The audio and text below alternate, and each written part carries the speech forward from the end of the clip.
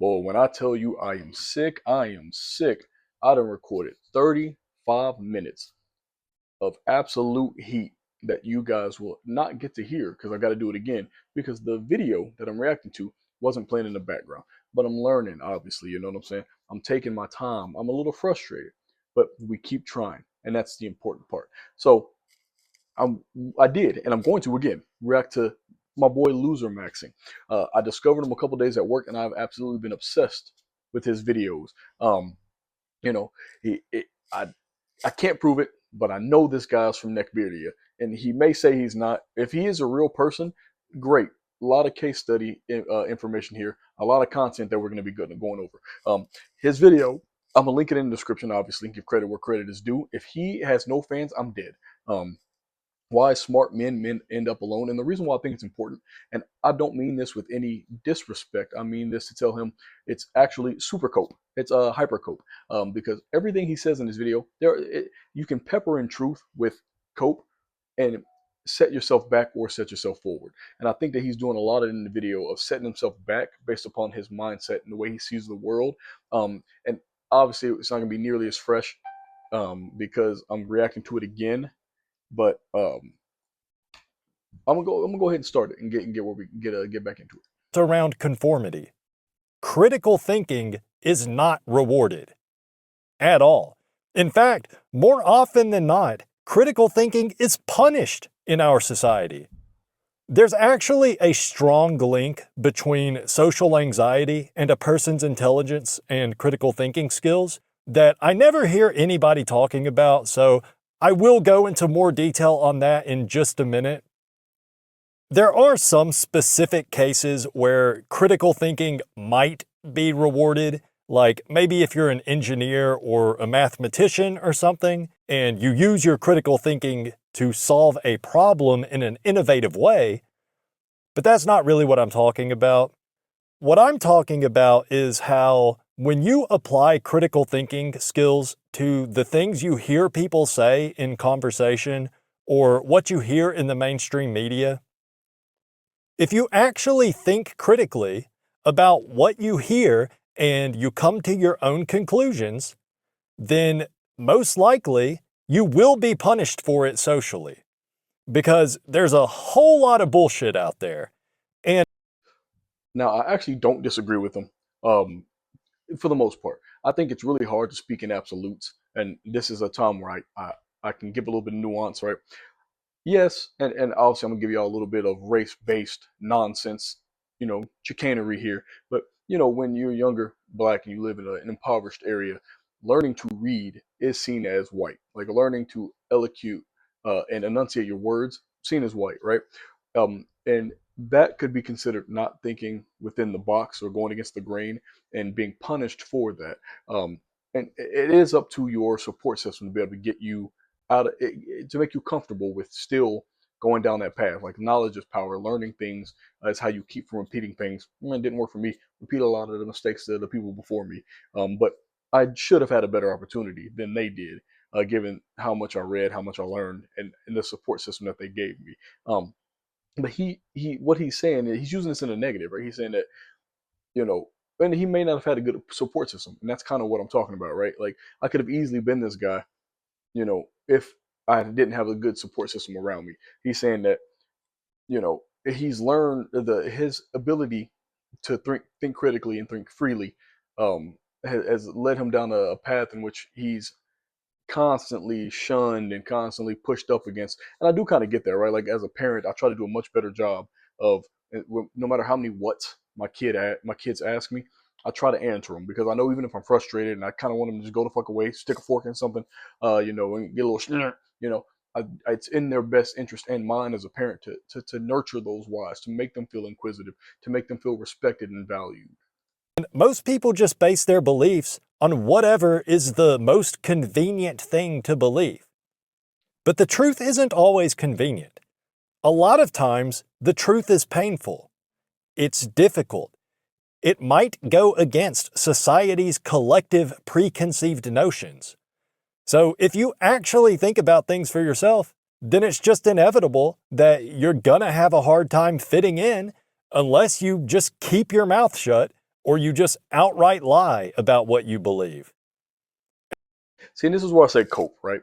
It's cope to think that's inevitable. Inevitable is a bad word. He's saying that if you think for yourself, I'm gonna liken this to the free speech people, right?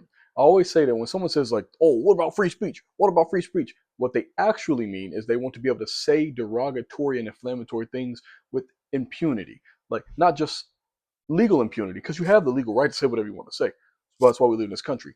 They want they don't want ramifications socially either, right? If they want to say something they consider the truth or they consider important, they want to be able to say that without fear that they'll lose their jobs or that people will shun them in society. That's not the way society works, right? You give up certain rights to operate within society. Now I get what he's saying, like he's saying like I shouldn't have to give those up. Yes and no. You shouldn't have to give up anything to get something positive, but you do.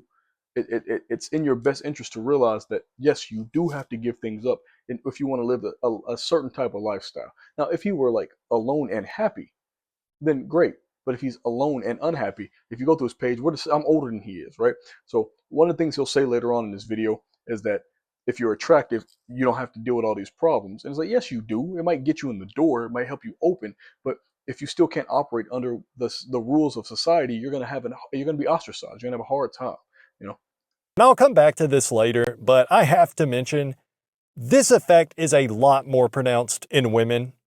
Women tend to be a lot more averse to any kind of so-called wrong think than men are. So if you are a true individual, you're a true critical thinker, it is very difficult to connect with women on a deeper level, or really even on a superficial level. Because all it takes. So this is what I mean by cope. There's no way, right? The women that he's interested in, he'll say it a little bit, right? But I'm gonna liken this like I like to, and I'm kind of in a similar ilk, right? Like I'm a contrarian, and I have a habit of. That's why I understand I'm hard to be around. Like I've got 7 friends, have them my whole life. I'll only have those 7 friends. If one dies, I'll have 6 friends. But I'm comfortable with that because I'm comfortable with the way I am. Now that I'm older, I feel like I don't have to be a certain type of person to a point, right? I still can't shit in somebody else's coffee cup and tell them to drink it because it makes me feel better. I still have to operate within what we agreed upon, and then we reevaluate those agreements every so often because that's how friendship works. That's how life works. That's how relationships work, right? But for him to say like, I'm going to talk a little bit more. Takes is one little slip up, and that's it. You're radioactive. And this is true even if you are a woman yourself.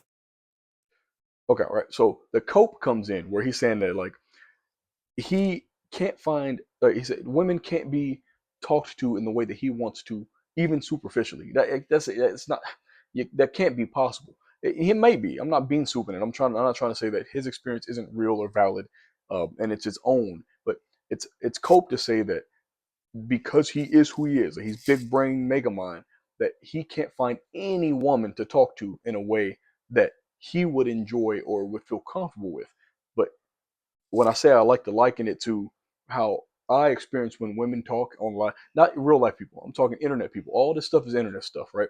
When you get on these social media apps and every woman says like, I can't find a woman because I don't believe female incels exist. We can argue about that in the comments, but you can't be a female incel. You can be a female who can't find someone she would like to have sex with or like to be with, but you can't find, you're not involuntarily celibate. You are celibate. You just can't find what you want, and that's different, right? But when she says like, "Oh, I can't find a man," no, you can't find a man who checks off the list of things you enjoy, and that is okay. But you can't say you can't find one. Yeah, you can't say I'm unwilling to reassess what I may be, and am I worth what I'm asking for? I know people like to say that I'm a raging misogynist or something, I don't but think people say that. that's really not true. I'm not. I do believe there are women in this world that are intelligent and that they do think for themselves. It's rare, but He they might do be that. exist. But even for them, it's very difficult to connect with other women. And so for a man, if you are a deep thinker and you don't just automatically accept every little platitude you hear, then it is extremely difficult to attract women. Sure, if you're really good looking, then it probably won't matter much. But for the rest of us, using your brain, even just a little bit more effectively than most people, it's going to get you completely shunned by like 99% of women. And the other 1% probably look like if Shrek and Donkey had a baby. And you see, this is where I say that's where the cope comes in, right? He's saying that 99% of women wouldn't be able to deal with who he is as a person. The 1% who would be somebody who's ugly. Like that it's a way for him to justify the lot he has in life, right? If you, like I said, I listened to a couple of his videos. That's why I'm so passionate about reacting to his videos, right? Is that in his other videos, he said that he's sub 5. He knows that he's not an attractive person. He's 36-year-old virgin. He lives in his parents' house. He got recently fired from his job, and he doesn't plan on ever getting another one. He only got the first job because his dad told him to. So he has no drive, no vision, right? So all of those things combined, he wouldn't be interested in the woman he would be, right? And he's saying that, oh well, I'm so big brained and people don't understand me. That, no, you're just actually the name fits. He's kind of a loser, right? That's loser thinking. Like if you take a list, and this would be for anybody, man, woman, anybody. If you take a list of who you are and flip and inverse the gender or whatever gender you're into, whatever, right? And you wouldn't date that person, you're a loser. You've got to fix that first before you can say like, oh, I can't accomplish anything. You haven't tried to accomplish anything. You can't get to where you need to be because you're nobody who you would want to be around. You're the sum of the 5 closest people around you. You ain't got enough people around you. You're sort of the sum of you, and you have nothing to live for. You have nothing that's useful to anybody, not even yourself. You know, I'm saying that like sometimes you need tough love. Like it sounds like a person who doesn't want to improve, but he wants to complain. He wants life to happen to him. There's nothing more loserish than somebody who wants life to happen to them. Yeah, we've all been there. Sometimes you need a break, but life doesn't happen to people. You happen in life for the most part. There are some people who do get lucky, and you can hope to be one of those people, or you can try to be prepared for when that luck happens. You can take advantage of it, you know. But yeah, he's saying that the woman he would be interested in has to be ugly if they can tolerate him. Well, then he's never going to find the right one because he's always going to look through the lens of if this person likes me, they have to be ugly or something's wrong with them and they really don't like me. I always hear this phrase. It's a little piece of advice people like to cling to. You just got to find your tribe. You got to find your tribe, bro. So the idea is you got to find a group of like-minded people, and then you can fit in. Then you'll have a social group, and you can have a thriving social life and everything. But it's a lot easier said than done. I think the whole find your tribe thing is actually just really ignorant because for someone that is a true free thinker, it's really just unlikely that you would ever actually encounter more than maybe a few like. You see how he added another layer to that? He added a layer to it. He already separated one layer. He said, I can't get with normies like the average person because I'm a free thinker. Then he gave himself a second out by saying he's a true free thinker. Like a real free thinker is unable to even exist within the world. If you have opinions similar to mine and live similar to me, and you still have friends and loved ones, you can't be a true free thinker, right? It's the no true Scots problem. You know, like nobody can be him, and he's the only one who's the true thing he is. You know, minded people in your entire life. And the chances that you could actually become friends with those people when you do encounter them, that's even more unlikely. Because not everyone is eligible for friendship at the time that you meet them. A lot of people, they already have a friend group, or they have a family and everything, or maybe they work all the time. Whatever the reason may be, a lot of people just aren't really open to making new friends at the time that you encounter them. And then also, because free thinkers get shunned in this normie society, most of them are hiding their power level whenever they meet new people. So you might meet someone that could be a member of your tribe, so to speak, but you wouldn't even know it, and they wouldn't know it either, because both of you are masking, trying not to let the other one know what you really think, because you just assume that they'd hate you just. The term masking has got to be one of the worst things that's happened to humanity, right? Like I know that's hyperbolic, right? But like when you're saying masking implies that only you are putting on the mask. And I know there's no, that's not what I'm saying. I'm telling you how I hear it. You can tell me how you hear it afterward. But what I mean is like if you're masking, if everybody essentially is masking, you leave the house.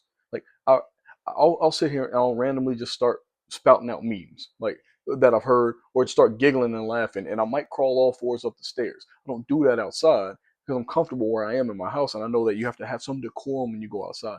Every person has a level of decorum they offer society when they go into it. And then you go about your own and you get to be a little bit more yourself. That's just how that's natural. That's how it goes. You know, it's a cop out to say like, oh, well, if I can't be 100% myself, I'll never meet someone who's 100% themselves in the way that I am.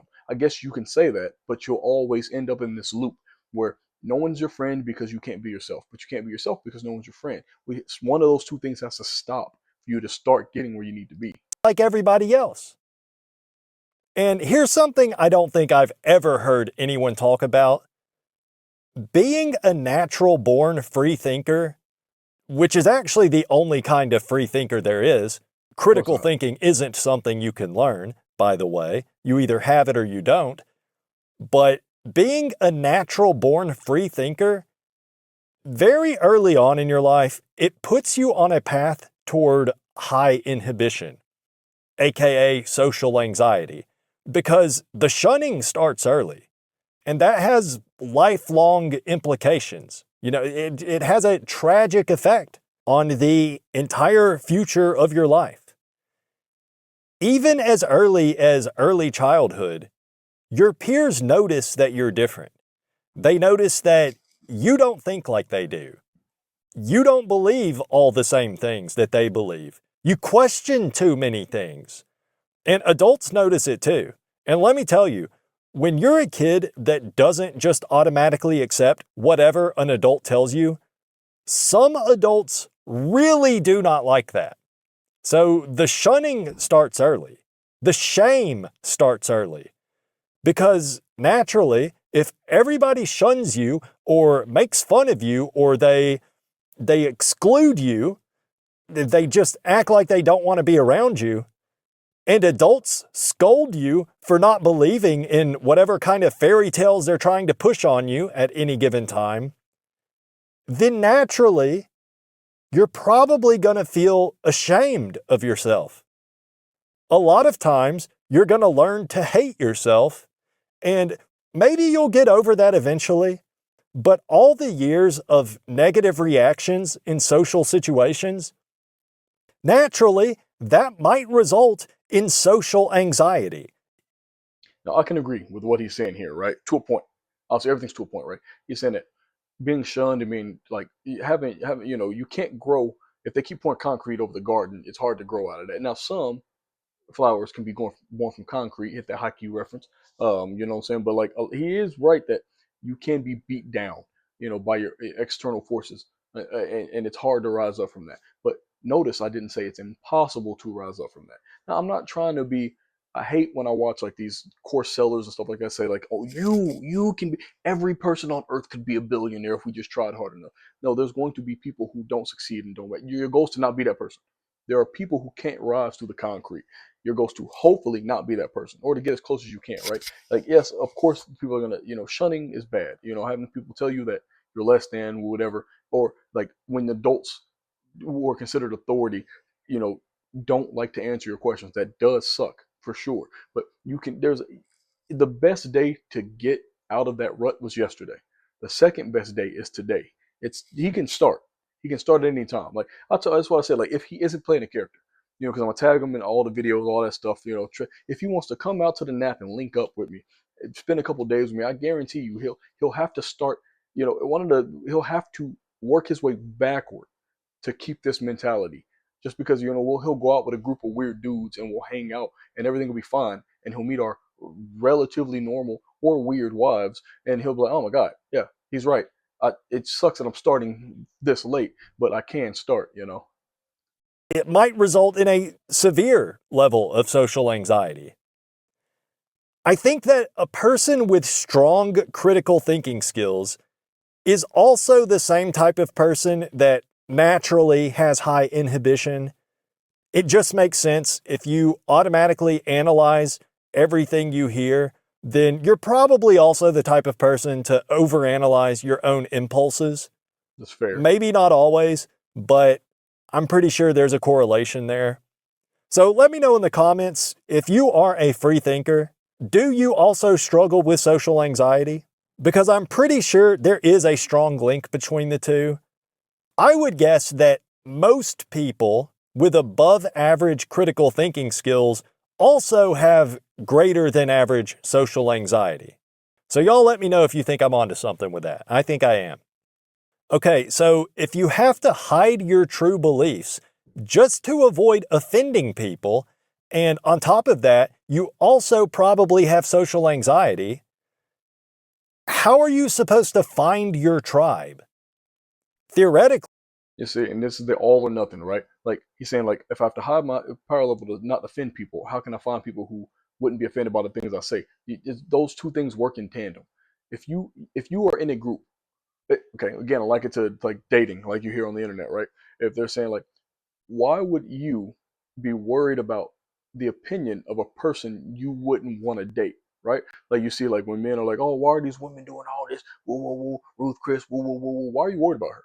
If you wouldn't take her to Ruth Chris on the first date, it's already done. You got it. Like, she said, I want to go to Ruth. Oh, have a great day. Right. And for women, like, oh, he doesn't leave with his wallet. You're not interested in him then. Like if you had to convince him to be interested in doing that for you, you're gonna have a hard life.